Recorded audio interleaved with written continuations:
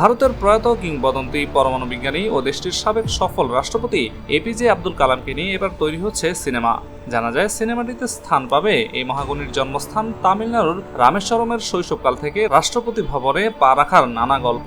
সিনেমাটিতে আবুল কালামের ভূমিকায় অভিনয় করবেন দক্ষিণী সুপারস্টার অভিনেতা ধানুষ। গত বুধবার রাতে কান চলচ্চিত্র উৎসবে যোগ দিয়ে ধানুষ প্রথমেই ঘোষণা করেছিলেন তার আগামী ছবি কালাম দ্য মিসাইল ম্যান অব ইন্ডিয়ার কথা।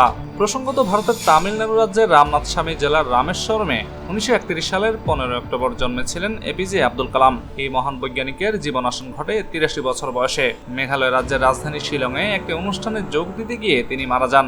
এই পরমাণু বিজ্ঞানী ভারতের রাষ্ট্রপতি ছিলেন 2002 সালের 25 জুলাই থেকে 2007 সালের 25 জুলাই পর্যন্ত। উল্লেখ্য, আবুল কালামের জীবন ভিত্তিক এই সিনেমা পরিচালনা করবেন ওম রাউত।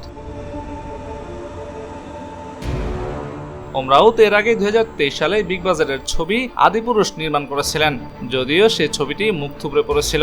সেই ছবিতে অভিনয় করেছিলেন সাইফ আলী খান, প্রভাস, কৃতি শ্যানন, সানি সিং এবং আরও অনেকে।